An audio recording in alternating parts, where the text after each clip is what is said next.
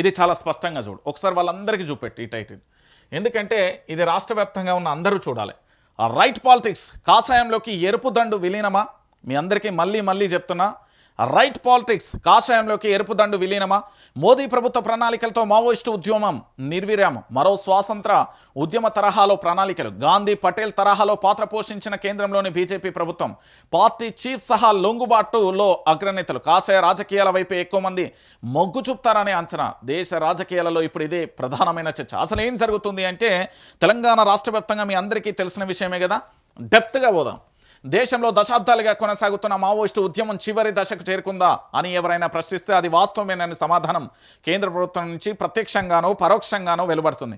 2026 మార్చి 31 నాటికి దేశం మావోయిస్టు రహిత దేశం అవుతుందని కేంద్ర హోంమంత్రి అమిత్ షా ప్రకటించిన గడువు ఈ నెలాఖరుతో ముగియనున్న నేపథ్యంలో ఆయన ప్రకటన సాకారమైందని కేంద్ర ప్రభుత్వంలో అధికార వర్గాలు చెప్తున్నాయి. అయితే లొంగిపోయిన నాయకత్వంలో ఎక్కువ మంది కూడా కాషాయ రాజకీయాలలో భాగస్వామ్యులు అవుతారనే చర్చ నడుస్తున్నది.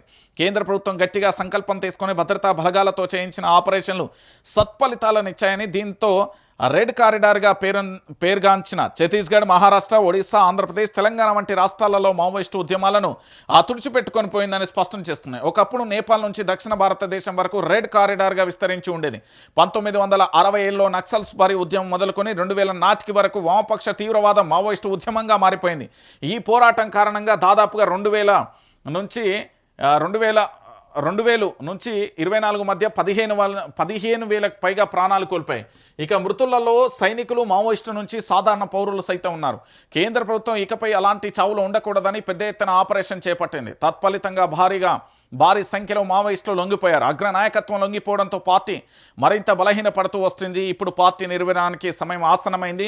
ఇక మావోయిస్టు ఉద్యమం వీడిన వారంతా ఇప్పుడు ఎన్నికలలో రాజకీయాలలో అడుగుపెట్టే అవకాశంపై చర్చోపచర్చలు జరుగుతున్నాయి. ఇక కాషాయ రాజకీయాలలో చేరుతారా అనే ప్రశ్నలు తలెత్తుతున్న పరిస్థితి కనబడుతుంది. సో మొత్తానికి ఏం జరిగింది అనేది క్లియర్గా నేను చెప్పే ప్రయత్నం చేస్తాను.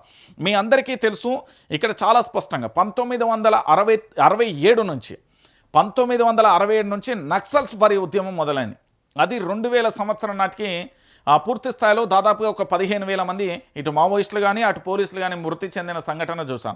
సో ఈ నక్సలైట్లకు సంబంధించి అడవి బాటలో ఉండి పోరాటం చేసి ప్రజల కోసం, ప్రజా ఉద్యమాల కోసం, ప్రజలకు జరుగుతున్న అన్యాయాల పట్ల, ప్రజలకు చేస్తున్న ఈ అన్యాయాలన్నింటినీ కూడా మేము రూపుమాపేందుకు పోరాటం చేస్తామంటూ అడవి బాటలో ఉండి వాళ్ళ చేతుల ఆయుధం పట్టుకొని పూర్తి స్థాయిలో కూడా అక్కడ ఉండే గ్రామీణ ప్రాంతాలను అభివృద్ధి చెందించకపోవడం, అక్కడ రోడ్లు వేస్తే వాటిని పేల్చేసే ప్రయత్నం, లేక పూర్తి స్థాయిలో అక్కడికి ఈ ప్రభుత్వానికి సంబంధించి ఏదైనా అభివృద్ధి కార్యక్రమాన్ని అడ్డుకునే ప్రయత్నం చేయడం, ఇవన్నీ జరిగినాయి. ఇది ఒక వర్షన్ అయితే, ఇంకో వర్షం ఏంటంటే అడవుల రక్షణకు వీళ్ళు దేవుళ్ళుగా అడవులను రక్షించే ప్రయత్నం చేసి ఎక్కడ కూడా ప్రైవేట్ మాఫియా కానీ ప్రైవేట్ వాళ్లకు ఎక్కడ కూడా ఆశ్రయం కల్పించకుండా పూర్తి స్థాయిలో రక్షించే ప్రయత్నం చేసినాం.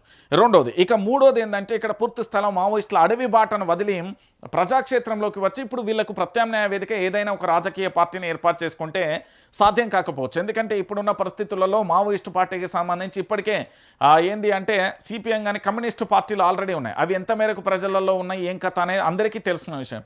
సో పార్టీ అనేది సాధ్యం కాకపోవచ్చు. 2 జాతీయ పార్టీలు లేదా ప్రాంతీయ పార్టీ దిక్కుగా మారే అవకాశం ఉంటుంది.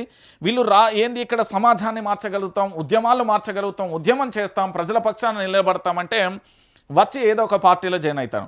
లేదు అంటే ప్రభుత్వం నుంచి వచ్చే వాళ్ళ రివార్డులు తీసుకొని వాళ్ళ వ్యక్తిగత జీవితానికి వెళ్ళిపోయే అవకాశం ఉంటుంది. లేదా పూర్తి స్థాయిలో చాలామంది కూడా అనారోగ్యంతో ఉన్నారు అనేది సమాచారం కూడా ఉంది.